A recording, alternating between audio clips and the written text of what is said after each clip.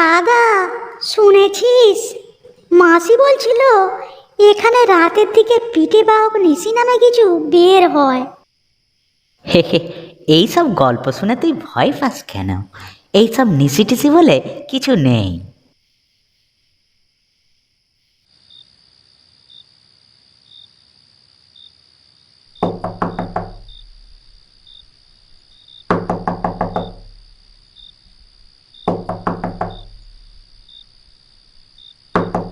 এই দাদা, দাদা, এই দাদা, কে যেন দরজা ঠুকছে।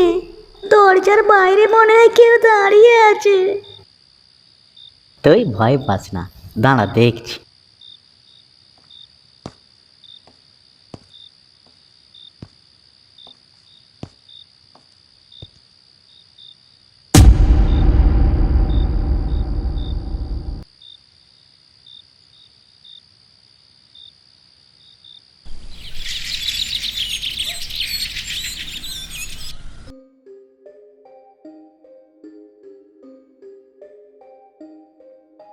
রাত্রে নিশির হাত থেকে বাঁচতে হলে পিঠে কোনো জিনিস নিতে নেই।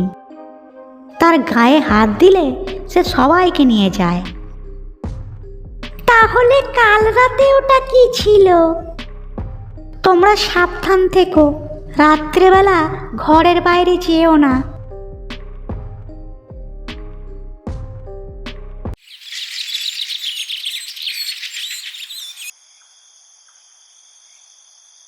নিশির কথা শোনার পর থেকে রাতুলের মনে কৌতূহল জাগে। তাই রাতুল রাত্রেবেলা চুপি চুপি নিশির রহস্য খুঁজতে জঙ্গলের দিকে যায়।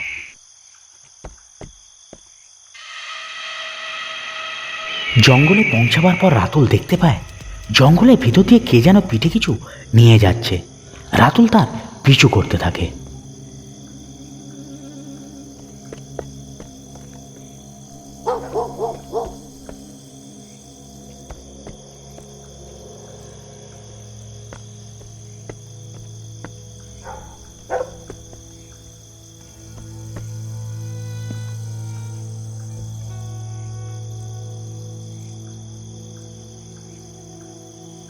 কে আমার পিছু নিয়েছিস? তুই কেন এসেছিস?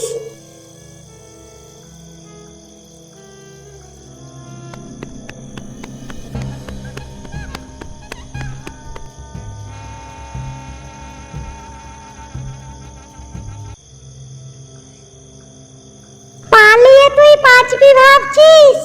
তোর রক্তের গন্ধ পাচ্ছি।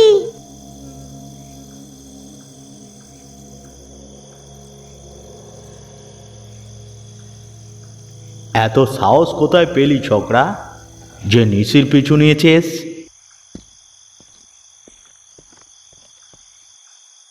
কিন্তু আপনি কে, আর নিশিটা আসলে কি? দাঁড়া বলছি, আগে একটু নেশা করতে দে।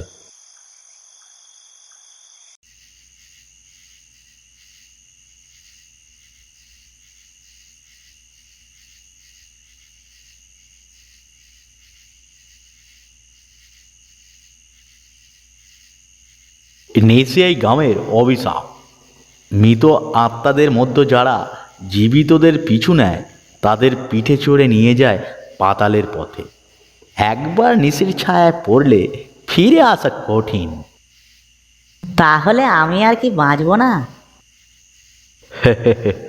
বাঁচতে চাইলে এই রাতের আগে শ্মশানের দশম তল থেকে তার চিহ্ন মুছে দিতে হবে।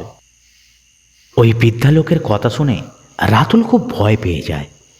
কিন্তু ভয় পেলে তো চলবে না। রাতুল ভয় পেলে তাহলে তাকে নিজেকে মরতে হবে। তাই ভয়কে জয় করে সে শ্মশানের দিকে এগিয়ে যায়। শ্মশানে পৌঁছে সে দেখে একটা প্রাচীন পাথরের মূর্তি, আর মূর্তির পেছনে খোদাই করা নিশির নাম। রাতুল দেখে মূর্তির সামনে একটি ত্রিশূল পড়ে আছে। রাতুল সেই ত্রিশূলটিকে তুলে নেয় এবং মনে সাহস জুগিয়ে বলে, তোমাকে আজ থামতেই হবে। এরপর রাতুল এই ত্রিশূলটিকে মূর্তির বুকে বসিয়ে দেয়। মূর্তির বুকে ত্রিশূলটি বসানোর সঙ্গে সঙ্গে তীব্র ঝড় শুরু হয় এবং মূর্তি থেকে কালো ধোঁয়া বেরিয়ে নিশির রূপ নেয়। সাহস দেখাচ্ছিস, এর মূল্য তোকে দিতে হবে।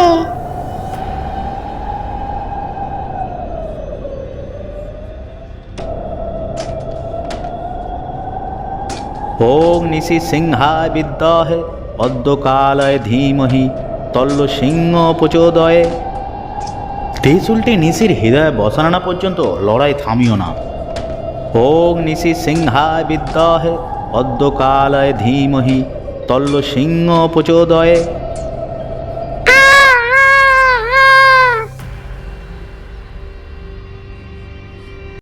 সকালে সুমি ও মাসি ঘুম থেকে উঠে দেখে রাতুল ঠিকঠাক ঘরে ফিরে এসেছে, কিন্তু তার হাতে একটা কালো চিহ্ন, যেটা নিশির সঙ্গে লড়াইয়ের সাক্ষী। দাদা, তুই কি আসলেই নিশির হাত থেকে বেঁচে ফিরে এসেছিস? বোন, কিছু গল্প থাকে যার কখনো শেষ নেই। তুই ঠিকঠাক ফিরে এলি, এটা একটা অলৌকিক ব্যাপার, কারণ নিশি তো কাউকে ছাড়ে না। এখনো রাতুল পুরোপুরি মুক্ত হয়নি। ওর হাতে যে কালো চিহ্নটি রয়েছে সেটা নিশির অভিশাপ। দাদা, তাহলে এখন কি হবে? অভিশাপ মুক্তির জন্য ওকে আবার নিশির ছায়ায় যেতে হবে। তবে এবার সময় অনেক কম, পূর্ণিমার রাত সামনে আসছে। পূর্ণিমার রাতে নিশির ছায়া আরো শক্তিশালী হয়। রাতুল একা শ্মশানে যাচ্ছে, চারপাশে ছমছমে পরিবেশ। হঠাৎ তখনই বটগাছের নিচে কালো ধোঁয়ার কুণ্ডলী দেখা যায়। নিশির ছায়া ধীরে ধীরে রাতুলের দিকে এগিয়ে আসে।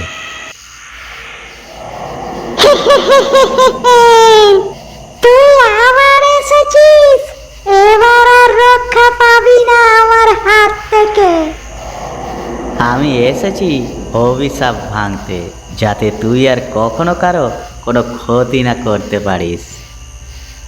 রাতুল তার হাতে থাকা ত্রিশূল শক্ত করে ধরে নিশির দিকে এগিয়ে যায়।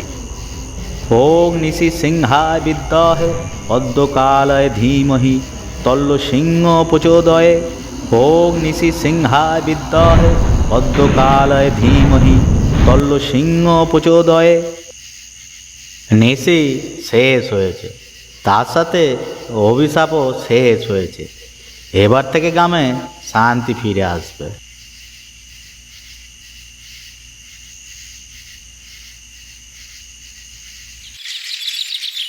সকালে রাতুলের হাতের ওই কালো চিহ্নটি ধীরে ধীরে মিলিয়ে যাচ্ছে, তাতে সবাই খুশি। কিন্তু রাতুলের মুখে কোনো খুশি নেই, তার মুখে এক অদ্ভুত চিন্তার ছাপ। দাদা, অভিশাপ তো শেষ, এখন তুই মুক্ত। নিশি শেষ হয়েছে ঠিকই, কিন্তু কিছু প্রশ্নের উত্তর কখনো পাওয়া যায় না।